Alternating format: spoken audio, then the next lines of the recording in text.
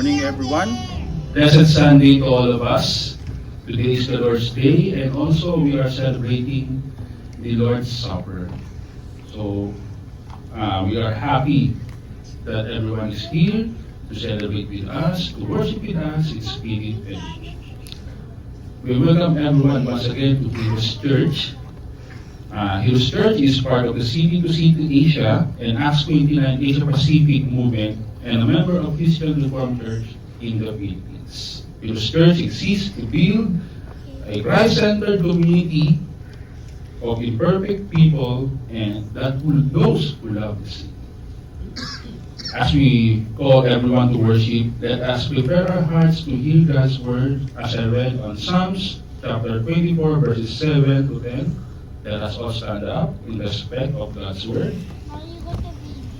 Hear the word of the Lord. Lift up your heads, O gates, and be lifted up, O ancient doors. The King of glory may come in. Who is the King of glory? The Lord, strong and mighty. The Lord, mighty in battle. Lift up your heads, O gates, and lift them up, O ancient doors, that the King of glory may come in. Who is the King of glory? The Lord of hosts. He is the King of glory. Praise the Lord. The Lord's name be praised. Let us praise. Let us pray. Almighty God and everlasting God, you are always more ready to hear than we to pray, and to give more than we either desire or deserve. Pour upon us the abundance of your mercy, forgiving us those things of which our conscience is afraid, and giving us those good things for which we are not worthy to ask. Except through the merits and meditation of Jesus Christ, our Savior, who lives and reigns with you and the Holy Spirit, one God, forever and ever. Amen.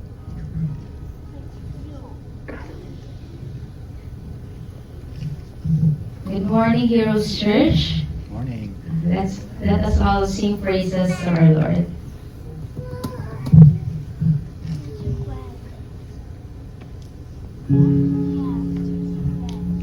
We praise you, O Lord. We worship you, O Lord. Let our hearts sing praises to you, O Lord. May your word be illuminated to thee, O Lord, so that we may know how great you are.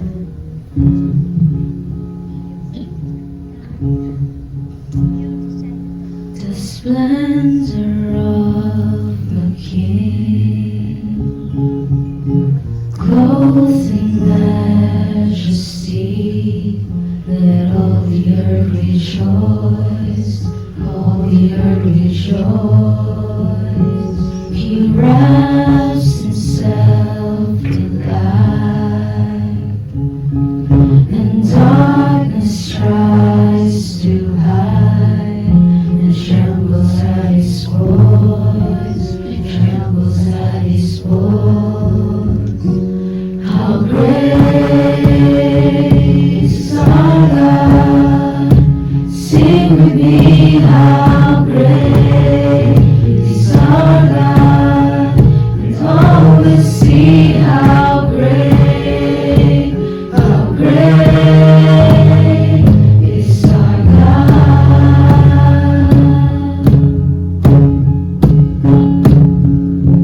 Age to age he stands,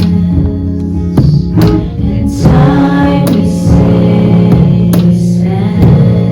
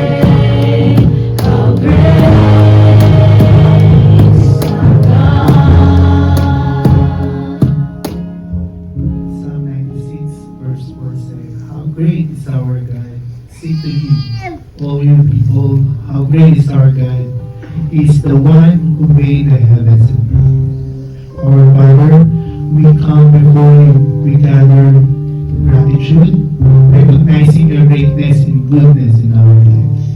Thank you for the wonderful wonders of creation, the blessing of life, and the love that surrounds us. Thank you for your love and faithfulness. May our heart be filled with joy as we seek your truth and embrace your peace. Amen. Praise the Lord. His mercy is more.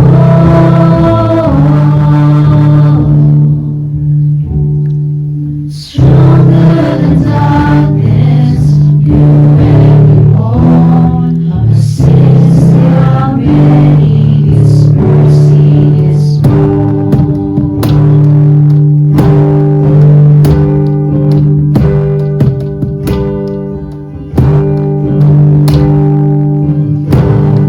remember the wrongs we have done. Omniscient, all-knowing, He counts not our sin. Shown into us with a bottom or shore.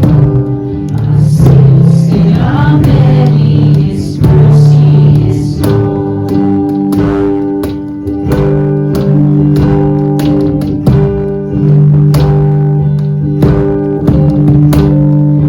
patience would wait as we constantly run. What Father so tender is calling us home. He welcomes the weakest, the vilest, the poor. Our sins they are many. His mercy is Praise the Lord. His mercy is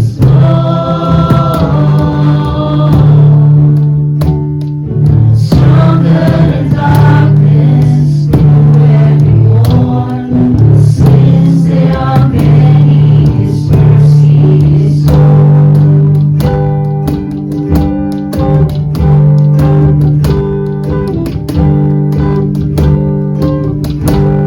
What riches of kindness He lavished on us. His blood was the payment, His life was the cost. We still need a debt, never afford. Our sins they are many, His mercy is Praise the Lord. His mercy is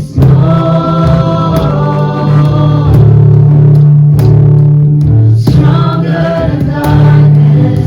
New every morn. Our sins they are many. His mercy is Praise the Lord. His mercy is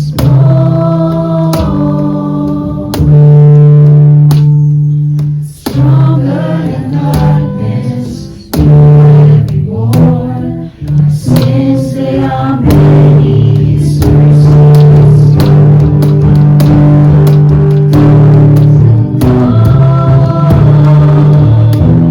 His mercy is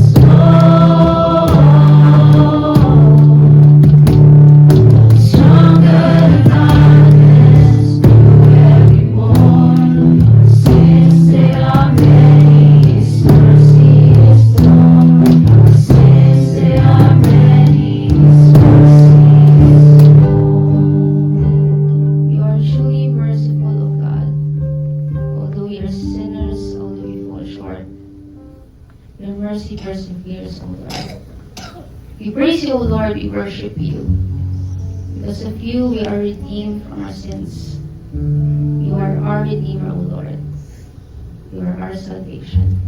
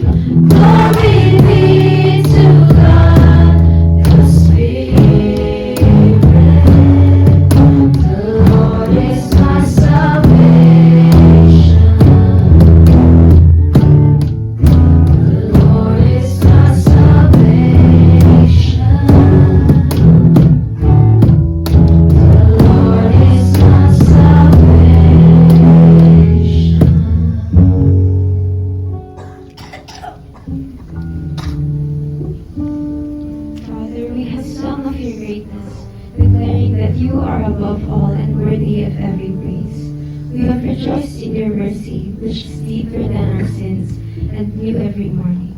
And we have confessed with joy that you alone in our salvation, our strength and our song. Let your greatness inspire us, your mercy bring us hope, and your salvation give us courage to live faithfully. As we leave this time of worship, help us carry your light into the world, so that others may see and glorify you. In Jesus' name, amen.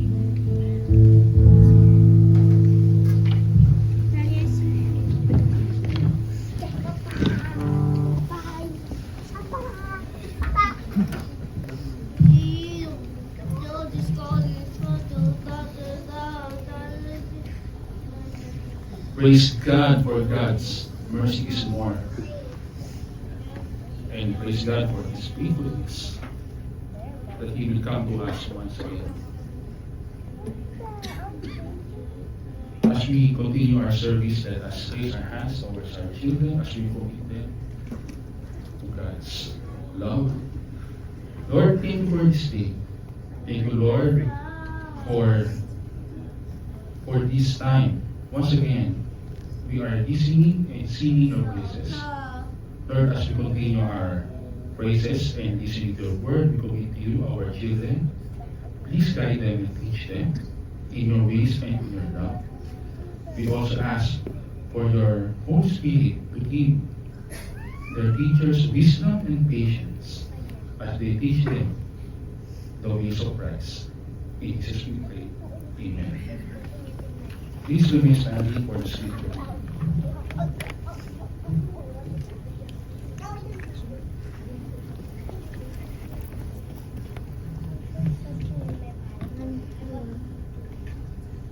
Our scripture reading is taken from Psalm chapter 6. I'll be reading from the New English Translation. Lord, do not rebuke me in your anger. Do not discipline me in your raging fury. Have mercy on me, Lord, for I am frail. Heal me, Lord, for my bones are shaking. I am absolutely terrified. And you, Lord, how long will this continue? Relent, Lord, rescue me. Deliver me because of your faithfulness. For no one remembers you in the realm of death. In Sheol, who gives you thanks? I am exhausted as I groan. All night long I drench my bed in tears. My tears saturate the cushion beneath me. My eyes grow dim from suffering. They grow weak because of all my enemies. Turn back from me, all you who behaved wickedly, for the Lord has heard the sound of my weeping. The Lord has heard my appeal for mercy. The Lord has accepted my prayer. They will be humiliated and absolutely terrified. All my enemies will turn back and be suddenly humiliated. May the Lord bless the reading of His word. You may have a seat.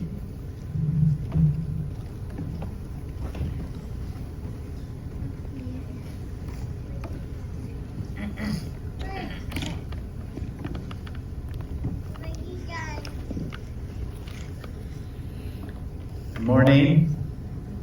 It's good to be here on the first day of the second month of the year.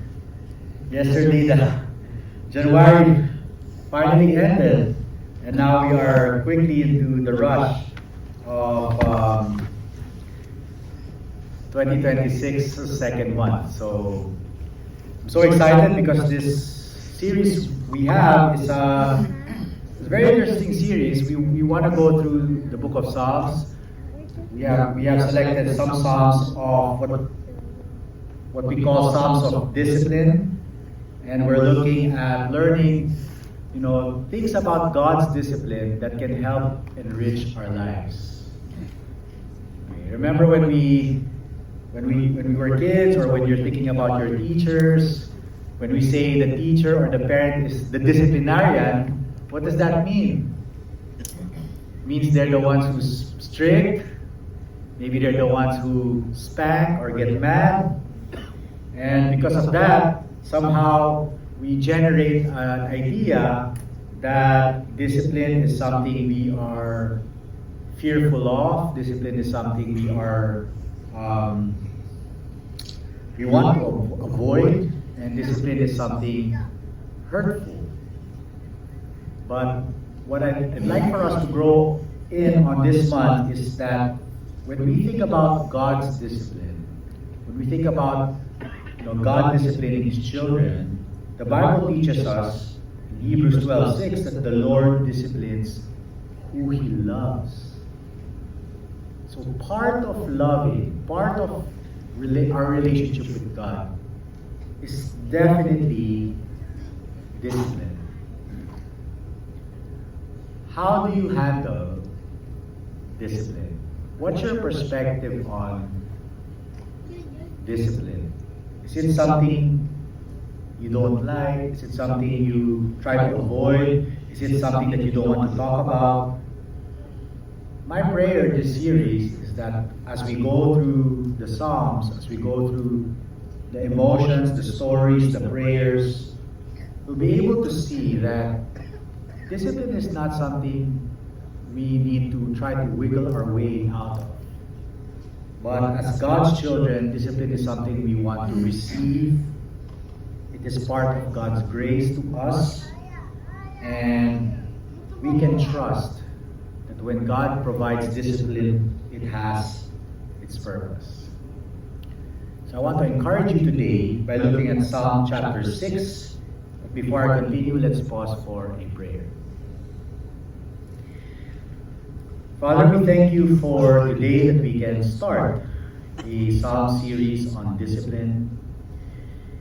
It's a big word, a word that sometimes we don't want to use. It's uncomfortable. We'd rather not talk about it. But Lord, may this time be a time where we can just be open, humble. May we find ourselves surrendering to your word. We pray, dear Lord, that your Holy Spirit will illuminate your word for us so that we can truly understand, appreciate, and even seek out your discipline when it's necessary. And oh God, is it so necessary? Because of our depravity. Thank you for your grace. In Jesus' name we pray. Amen. So Psalm 6 provides us a look or an insight through David's experience of how he feels, how he processes, how he handles, sin, how he experiences God's discipline, and how it invites him to respond. And the movement we find here, the 3 points I want to share today, is that when we sin, brokenness happens. So sin breaks us. Yet God's discipline invites us to cry for help. And then I want to close by sharing the good news that God hears us when we cry. So the 3 points this morning will be: sin breaks us, God's discipline invites us to cry for help, and then when we cry for help, God hears us. Let's go to the opening verses of the Psalm to see how brokenness happens when we sin. Sin is a serious matter. When we talk about discipline, we have to talk about sin. Sin is, sometimes a very unpopular theme, topic, message, but we're going to talk about it all month as we talk about God's discipline, because as we experience God's discipline, we find that oftentimes it's a process that is necessary because we are sinners. And the Psalm beautifully narrates our experiences, and maybe we can relate to this, our experiences when we sin. When we sin, we get afraid. When we sin, we languish. When we sin, we feel greatly troubled. our bones are affected, our conscience is shaking, and we, like David, is terrified. When we fall into sin, when we come into breaking God's commands, one measurement, one good measurement that we understand what's happening is that we feel this conviction that sometimes drains us, that sometimes keeps us awake at night, that takes away the joy in our lives. It affects us. We feel guilty. We feel scared. We feel sometimes angry. Have you experienced this? One thing we've seen, because we have the Holy Spirit, is that when we sin, the Holy Spirit grieves. And as the Holy Spirit is grieved, because we have the Holy Spirit, we understand what's going on. And so when the guilt that we feel, the heaviness that we feel, the shaking that we feel, is indicative of how we understand that we have transgressed. That's why, brothers and sisters, when we sin, do not wait for the conviction to be calloused. Sin makes us eventually numb. Sometimes when we get so involved and stuck in sin, the initial guilt, the initial tensions, the initial fears that we have, eventually we succumb to sin. The conviction wanes. The conviction eventually, rather than getting stronger, sometimes if we keep doing sin over and over again, we get so callous to it.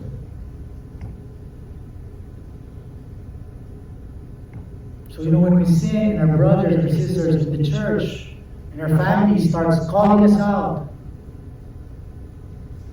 when we sin and we have caring people around us and they want to speak to us about it out of love and concern, let's receive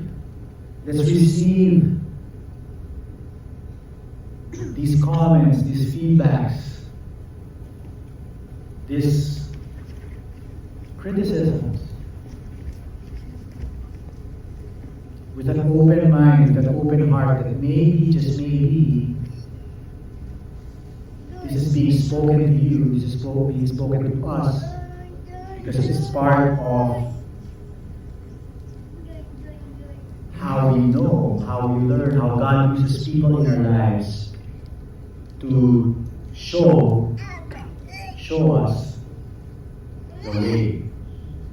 And here, look at how broken the psalmist is. Look at what David says in verse 1. Lord, do not rebuke me in your anger. Right? Do not rebuke me in your anger. Do not discipline me in your raging fury.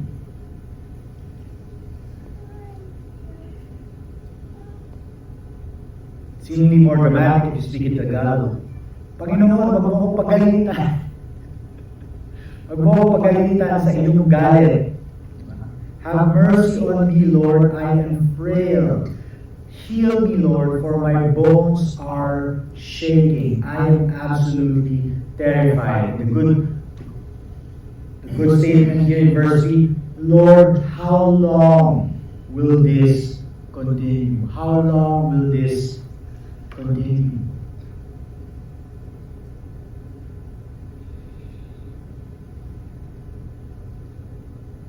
I pray that when we sin, and then we feel its effects, when we feel the conviction, when we feel our bones are shaking, I pray we get terrified. I pray pray we get to experience what David is experiencing here. Because what the world will do is to tell you, oh, everything's okay. You're allowed to do this. Isn't that the first temptation in the garden? Adam and Eve were given everything. They were given everything for food. They can eat anywhere except one tree.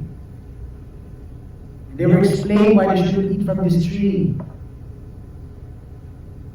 They were told that if they eat from this tree, they will die. And then the serpent comes along. And what does the serpent tell Eve?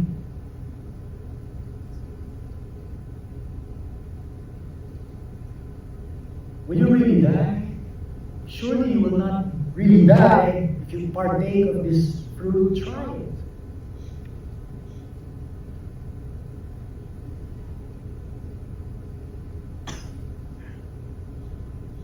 It's such a simple term. You won't really die. Try it. But isn't it the same?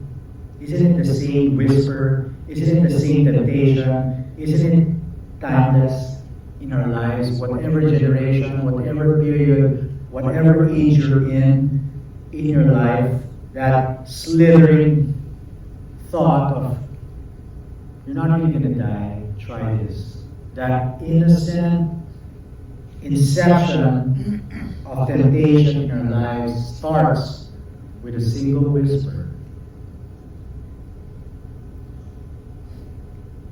And we give in.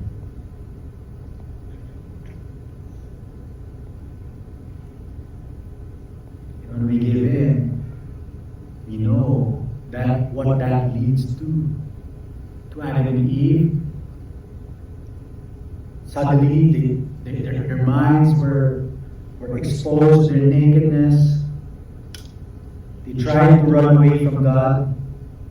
Right? And just like us, that's what we do when we sin.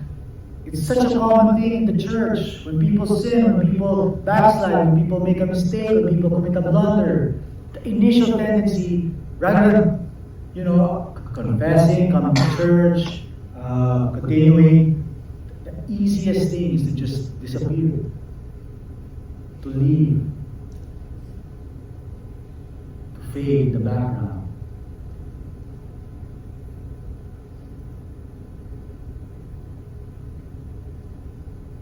And there's many reasons, many different reasons why, churches get big. We're not going to discuss that. There's so many best practices for that. But sometimes the allure and attraction of a huge church, beyond 200 people, especially if you reach thousands, so that you can now just come to church and not be seen. You could just go with your week, you could go with your days from Monday to Friday, even Saturday, and not care that you're going to go on Sunday and feel something's wrong. So people get invited in to go through the motions, come to church, praise the Lord, sing to Him, feel like they check the box that I'm a good Christian by fulfilling my duties, giving my offering to church, but then even when I'm committing sin, that's my private life. I don't care. People, I can just hide behind the crowd. In the history of our church, we've had people come and try our church for a while, and they appreciate the sermon, they appreciate the community. But then I've also seen people come in and experience that for 2 to 3 months and then struggle after. Because suddenly, when you come be part of the church for at least 2 to 3 months, you get to build connections with the people, you build connections you make friends with the people around you. Suddenly you're not unseen anymore.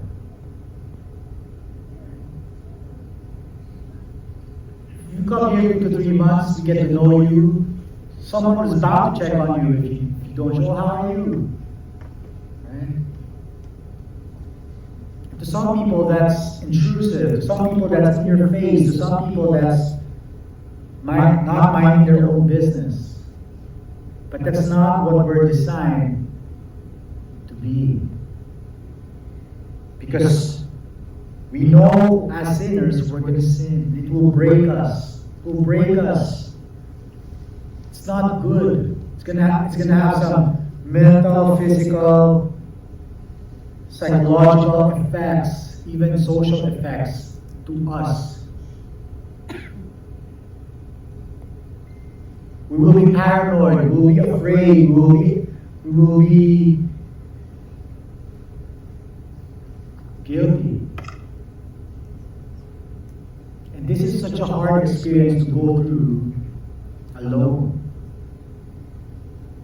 And that is why what we learn here is that as sin breaks us, we are put in a position, a desperate position, where even in our sin, God intervenes and disciplines us. In this case, the discipline from God comes through physical ailment.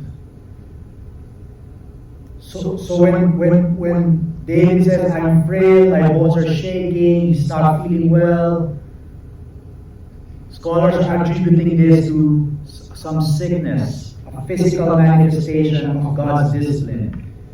It affects his body.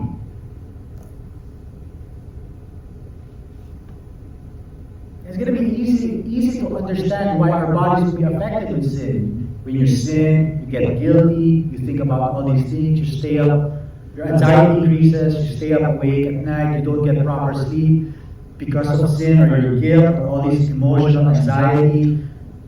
You either don't eat, you can't eat, get proper nutrition, or you overeat on junk food and all these things, and you still get improper nutrition, and all these things add up: lack of sleep, poor nutrition, anxiety.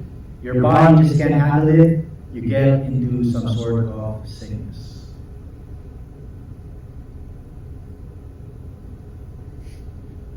Could begin like a fever. Some scholars say maybe David was having a fever in Psalm 6. But think about it. It could be a fever, temporary, could be addressed in a few days, few weeks. But what if sin extends? What if sin extends beyond a few days and weeks? What if you get entrapped so much that it takes months and years? It's no longer going to be just a fever.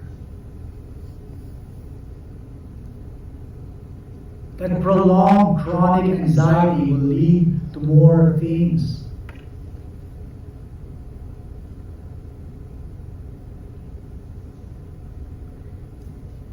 So if you don't think that all this is connected as a whole person, our bodies, minds, hearts, our souls, our relationships, it's all interconnected. And sin affects all those things. Can you imagine the gravity of our brokenness? The gravity of the harm, the seriousness of the consequences.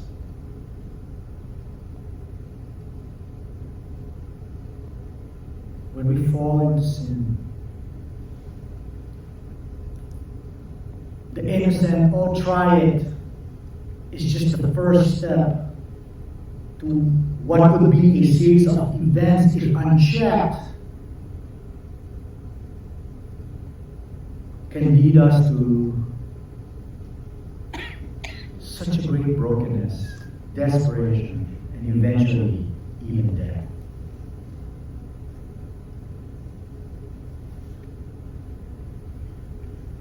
And you know, even the world tries to paint a picture for us that is so wrong. You know how we view it? We view it like balancing scale, right?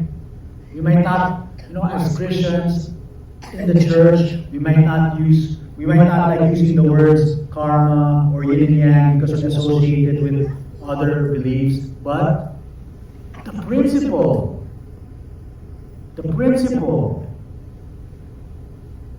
of some basic mental math that we think that when I do good, I get blessed. When I do bad, it comes back to me bad. And so if I sin and I get sick, that's just punishment. When I sin and I feel guilty, that's just normal.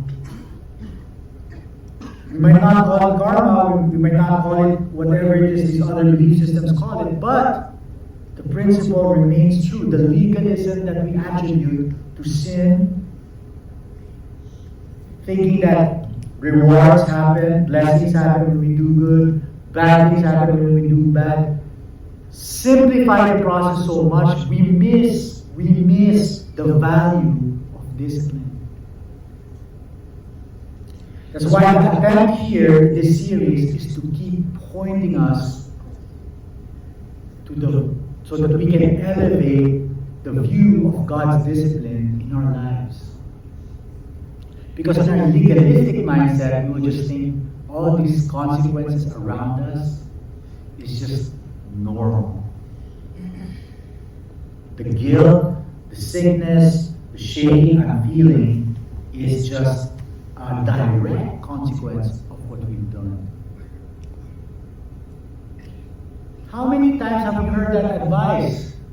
How many times have we communicated that as even well-meaning Christians?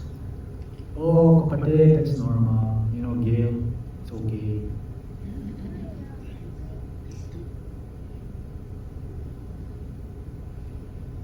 Or if you prefer not to be gracious, you prefer to have an iron fist, yan. Kaya ka nagkakaganyan. Right? But whether you say gently or whether you say harshly, you're saying the same thing. You're saying, or you're experiencing these things, it's normal because you did something wrong. But that's not what's going on here in Psalm chapter 6. As David is crying out to God, as David is praying, throwing his anguish to God, we find that discipline, God's discipline, invites us, encourages us, draws us out of our self-centered desire to control the narrative. It invites us to cry to God, who is truly in control, to cry to Him for help. The initial verses, David says, Lord, do not rebuke me in your anger. But pay attention to that. He's not saying, Lord, do not rebuke me. He's just saying, Lord, do not rebuke me in your anger. There's a difference. There's a wide difference between telling God, do not get mad at me, do not rebuke me. And there's a difference when you're saying, Lord, do not rebuke me in your anger. Do not discipline me in your raging fury. This was not an attempt to cut, to skip the discipline. This was a strong message crying out to God to say, discipline me, but please discipline me accordingly. Discipline me, but discipline me accordingly to your measured mercy and grace.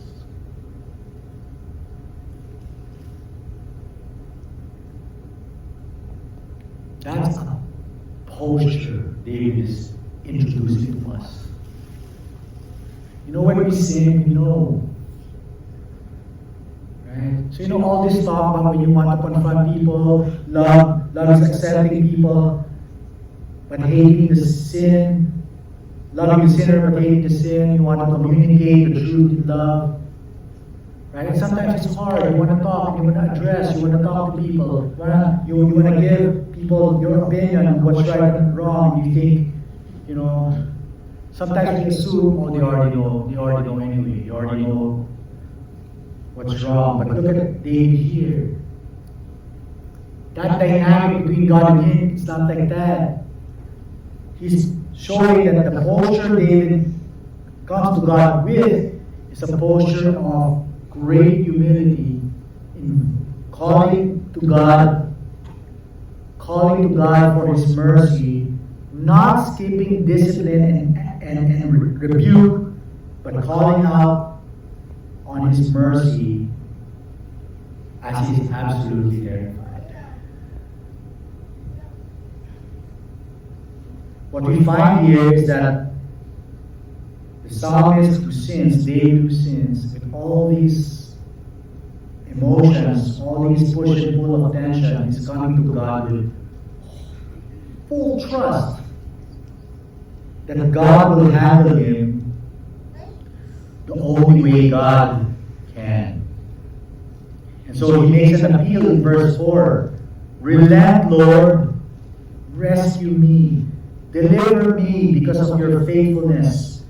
For no one remembers you in the realm of death. In Sheol, who gives you thanks? I am exhausted as I groan. All night long I drench my bed in tears. My tears saturate the cushion beneath me. What is happening here? When David was sick, when David was feeling down, when his bones are hurting, when he's crying in his bed, he doesn't forget to cry out to God for help. Right? So what's the pattern here, guys? The pattern here is not that David sinned, he experiences God's discipline, then he exits the church, he exits the temple, he exits God's presence. That's the normal thing to do in a religious culture like ours, in a conservative religious culture like ours, where there's a lot of shame, where there's a lot of, fear that, can you imagine? Can you imagine how different David's posture and fears are with our fears and posture? When we sin, when we think about the church, what fills up our concern? I'll tell you what fills our concern. Our reputation. What will people say? What will people think about me? What will, And when your family is in church, your whole family, you're thinking, what will people think of our family?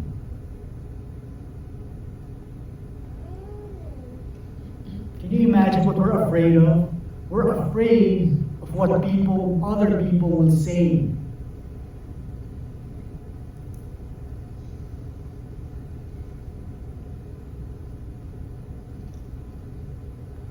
But David, what was he terrified of?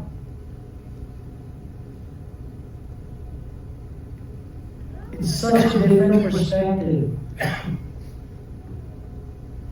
Because rather than thinking about what other people will say, rather than exiting the temple, he draws near to the temple. And that's the power of God's discipline. When we experience God's discipline, and as a church, when we perform discipline, when we execute discipline to our members, the purpose is to draw you back in. To draw us back in, to cry out to God for help. That together we will grieve this sin together.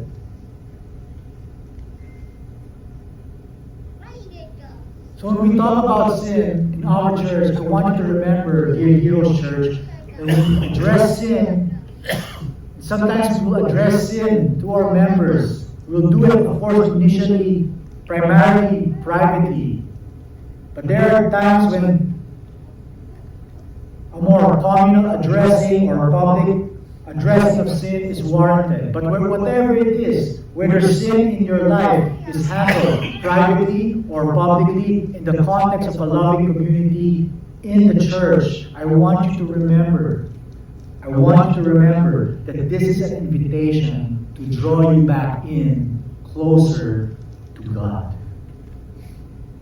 It's not meant to push you away.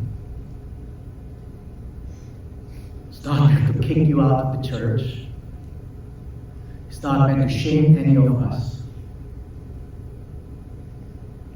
But when we execute and perform discipline and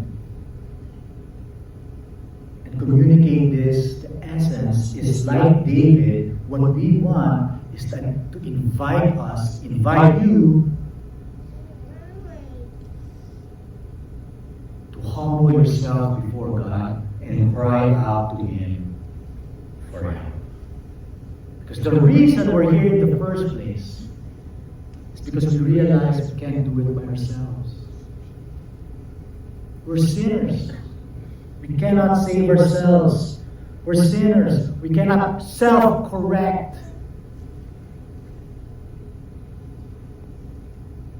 Self-correction and the ability to do that does not nullify what you were correcting in the first place.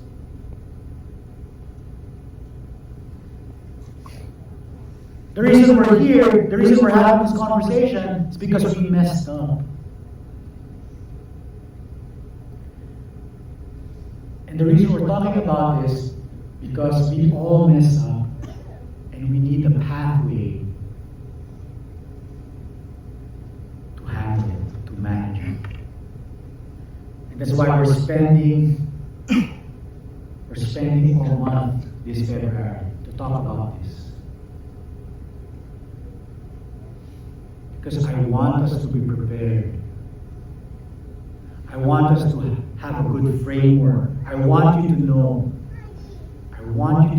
that as a church, for imperfect people, we're not turning a blind eye to sin. We're not excusing or tolerating sin. We are anticipating, expecting that as sinners, we will sin. But when we sin, we have a pathway to healing. We have a pathway to restoration. We have a guide to bring us back. And at least for this song,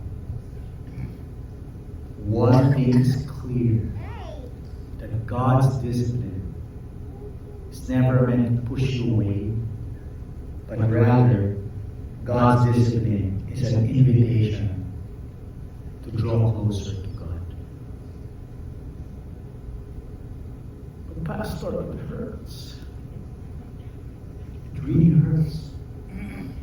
Psalm 6 is hurt. David is hurting. His bones are shaking.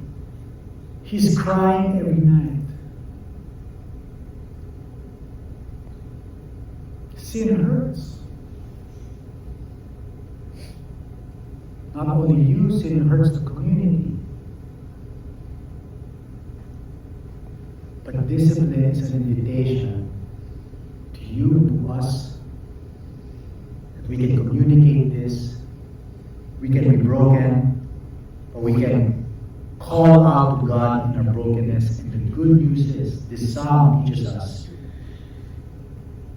that we broken, imperfect sinners, when we cry out to God, when we draw near to Him, the good news is He hears us. He hears us. So when we talk about discipline, when we talk about sin, when we talk about church processing sin together, we need to communicate the gospel even more. That's why I love the song earlier. Our sins are so many. But praise the Lord, your mercies are more. So here's the balance. Here's the complement to this. The good news is God hears us. David suddenly changes a tone towards the end of this psalm from verses 7 to 10. out of his exhaustion, he doesn't stop coming to God, communicating, enjoying with Him. Though his eyes grow dim from suffering, verse 7, though they grow weak because of all his enemies. Eventually, verse 8, what does he say? Turn back from me, all you who behave wickedly, for the Lord has heard the sound of my weeping. Verse 9, the Lord has heard my appeal for mercy, and the Lord has accepted my prayer. The Lord has heard, the Lord has heard, the Lord has accepted. And this is the good news. The good news is we should never, that as we are invited to draw near to God, communicate and confess, the promise is the Lord hears us. The Lord hears us, and He accepts our prayer. And this is the good news of hope. This is why as a church, we need to be ready with that hope. When someone confesses, when someone opens up, when someone tells us of their sin, when this confession happens, we grieve, we hurt, we communicate it to God, but we know God hears. There is no level or gravity of sin where no matter what it is, you might think it's so big, no one else understands, no one else will do it but you. But brother or sister, there's no gravity of sin that will ever stop God from listening to you. Pastor, how do you know? Pastor, how do you know this is for sure? How do we know this is for sure? Well, let's look at the good news from the Bible, from the Old Testament. In Isaiah, what does it teach us? The suffering servant, the coming Messiah, will be broken, will be pierced. For what? He will be pierced for our transgressions. And by His wounds, we will be healed. God's commitment to hear us when we cry out to Him for help is not because of your goodness, it's not because of our merit, it's not because we confess, it's not because we follow, subscribe to the rules of court, it's not because we went through the religious hoops and obstacles, it's not even because your intention is to right all the wrongs. God hears you. God hears us. God is committed very much to listen to you when you cry out to Him for help because of His provided means of grace. And what was that?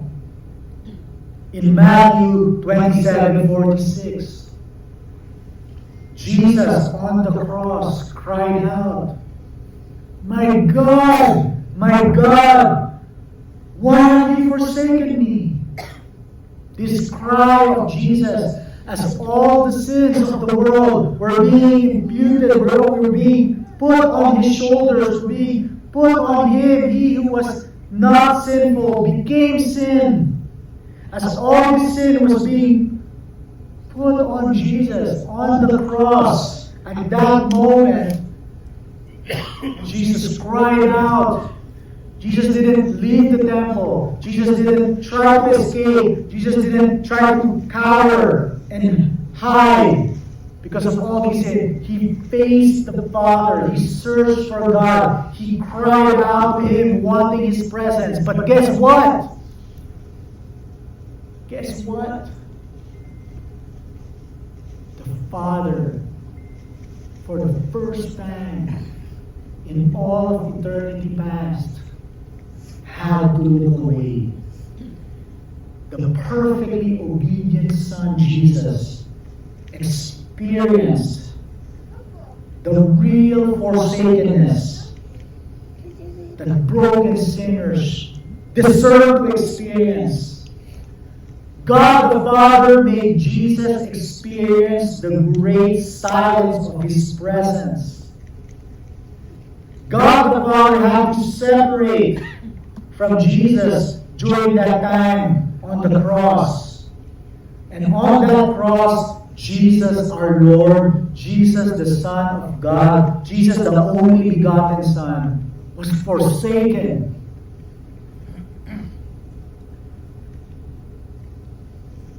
So that you and I will never be. The assurance and guarantee that God will hear us. Our commitment as a church is that when someone sins and they confess, we can promise that God will hear them, that God will forgive them, that God will accept them. It's not based on the level of piety, intention, and remorse. The assurance and complete acceptance of this fact and truth is solely rested on the cross. What we are assured of. The same way David was assured that his sins are forgiven, that his plight for mercy is heard, that him is accepted again by God. That assurance is because one day the Son of God will cry out and He will not be heard. He will be forsaken. And because Jesus Christ was forsaken, when He was sinless, we who are sinful can experience God's mercy and grace. This is the good news of the cross. So when sin breaks us,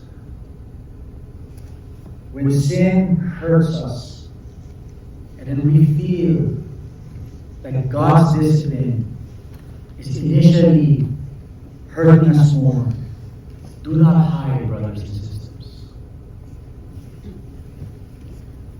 Do not hide.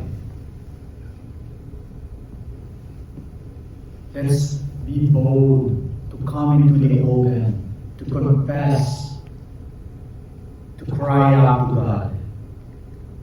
Because we know that because Jesus Christ's pride was forsaken, God's discipline in our lives is never a rejection.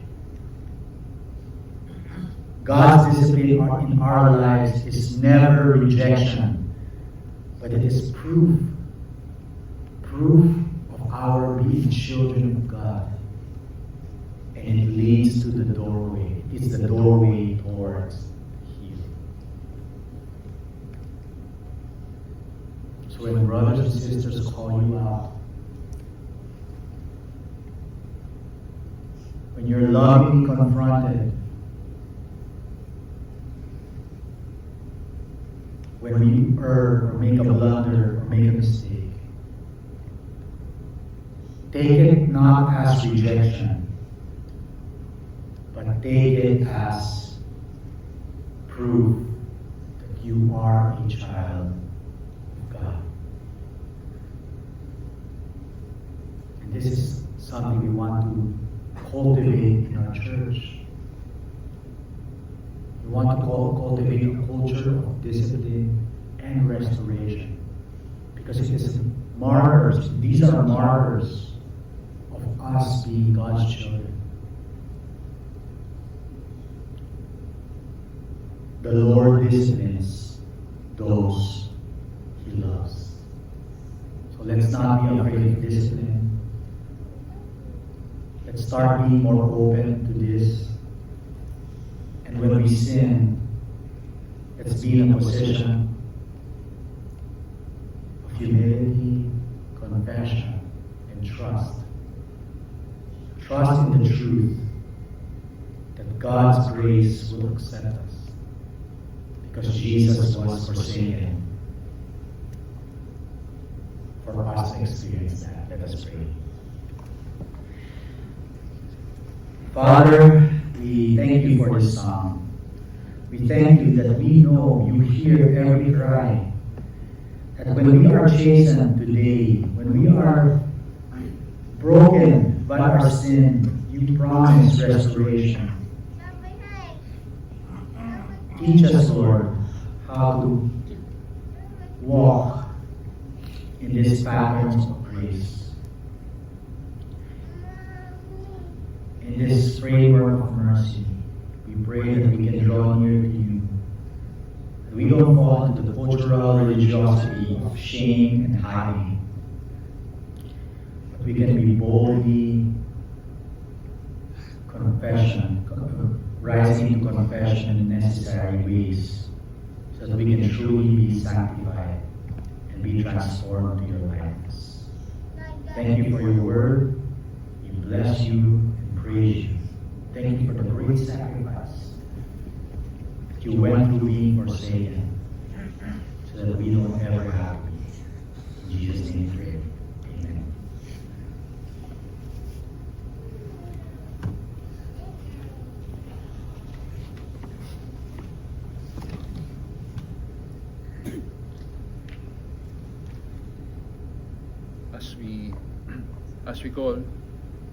As we call everyone to confession, the psalmist testified, "Come and hear, all who you fear God, and I will tell you what He has done for me. If I had cherished iniquity in my heart, the Lord would not have listened. But truly, God has listened. He has given heed to the words of my prayer. Blessed be God, because He has not rejected my prayer or removed His steadfast love from me." In the strength of this assurance, let us confess our sins to God and to one another. Father in heaven, forgive us for living as if it matters so little that Jesus was raised from the dead. We continue to live in doubt and discouragement, desperately trying to make our lives secure without real hope of the future. We continue to practice empty religion, meaningless piety, and legalistic moralism divorced from the life-giving power of your Spirit. Thank you that the same power that raised Jesus from the dead is at work in us. Thank you for displaying your strength and love and enabling us to love you and give ourselves to others.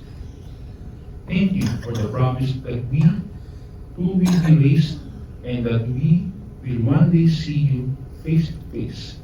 In Jesus' name, amen. Let us pray to God in silence.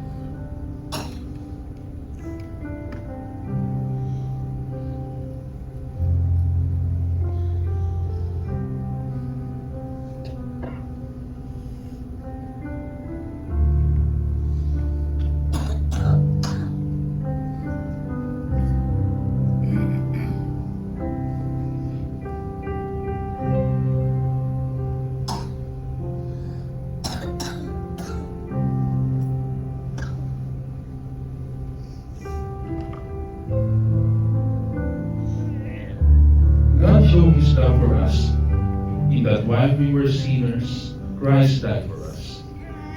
For our sake, he made him to be sin who knew no sin, so that in him we might become the righteousness of God are in Christ Jesus.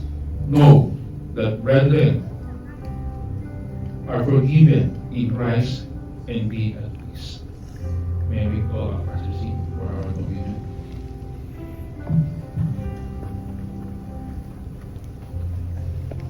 Good communion is a sign and symbol that God's forgiveness is available to us.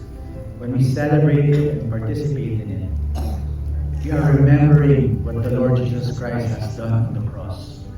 And today's message reminds us of one thing that happened on that cross is He was forsaken for us, so that you and I, though sinful, will never be forsaken.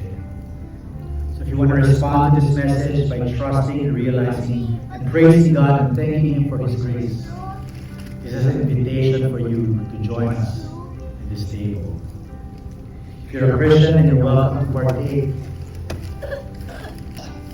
But if you're not a Christian, you don't understand what's going on, you're not sure you're ready, I encourage you that you're not forced to take this. In fact, it's better for you not to take it, if it will not have any meaning.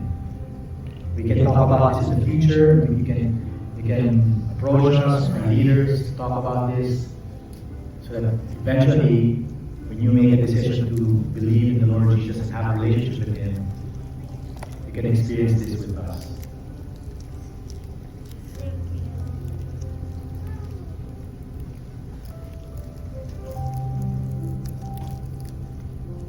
The communion is a means of grace.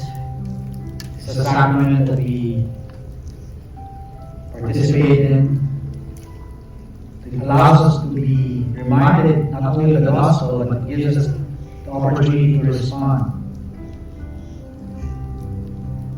As you respond, you really want to put yourself in a position that remembers what the Lord Jesus Christ has done, which we talked about in His sermon. If you're ready, let's all rise so that we can partake this together.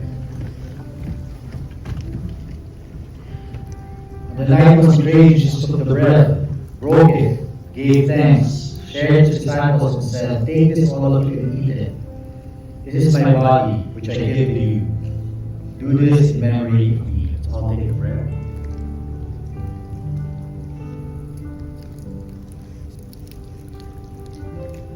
That same night, Jesus took the cup, gave thanks, shared it with His disciples, and said, "Take this, all of you, and drink from it.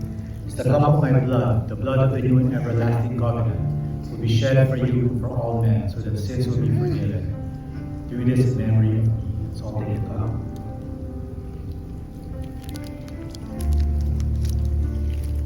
Let us pray. Lord, we thank you for your grace. Thank you that we can experience even now your loving acceptance, knowing that you hear us when we confess our sins, and you accept us and forgive us. We pray that this communion will strengthen us, it will dispel our unnecessary anxiety and unnecessary fears of sin and rejection, and may we continue to put our trust and hope in you. Thank you, Lord, for the joy of reconciliation. We pray that we can be agents of this grace, even as we share it with the world, the broken world, the sinful world that also needs this good news. Thank you, Lord, for your love. Thank you for your acceptance. Thank you for what you've done on the cross for us. In Jesus' name we pray. Amen. Let's always see that.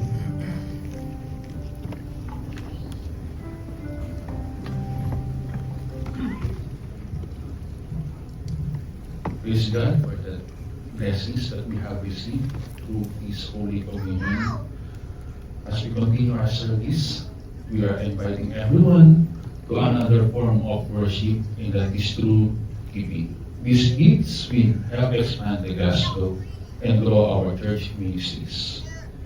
You may give your gifts either through bank transfer or through the offering basket. And for any assistance, you may send a copy of transaction to Sister Ethel. As a recipient of abundant life in Christ, we now offer our gifts to God. Let us pray. Lord, thank you for this day. Thank you for the blessings that we have received, your word and your communion. May these blessings heal our hearts, heal our body, heal our soul, and it may invigorate us to love you more and walk through your holiness. Lord, we pray for the love gifts that our brethren has provided. May you guide those who handle these blessings, that it may abundantly give life to those who need it. Lord, we pray this in Jesus' mighty name. Amen. We have some few announcements. We have our little heroes every Sunday in Cinema 3, every 10:30.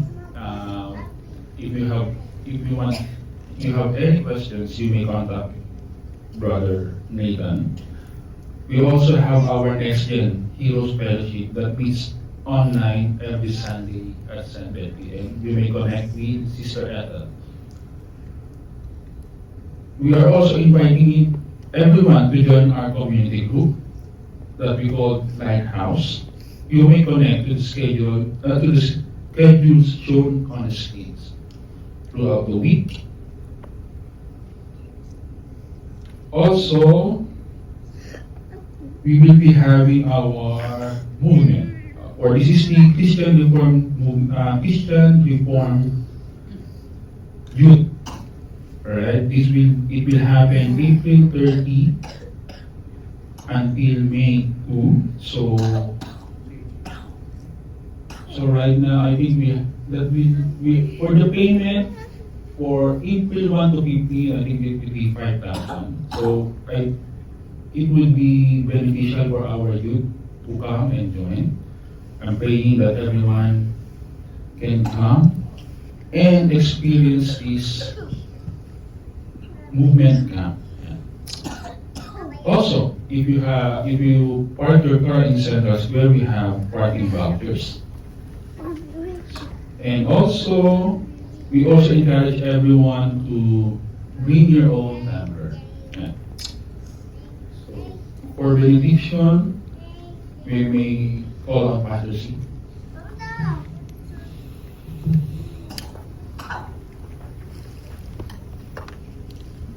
Thank you, Alan, for our liturgy today. Let's all stand as we close our worship service in prayer. And I hope you can enjoy our coffee and some pastries outside. Let's all pray. Father, thank you for your gift of community. Thank you for giving us each other. Thank you for this space that allows us to meet, and for this special celebration we have. Thank you for everyone in our teams, in our ministry teams, serving in various capacities. And we pray that you continue to inspire us and help us find and discover our place in your kingdom. Dear church, may the Lord bless you and keep you.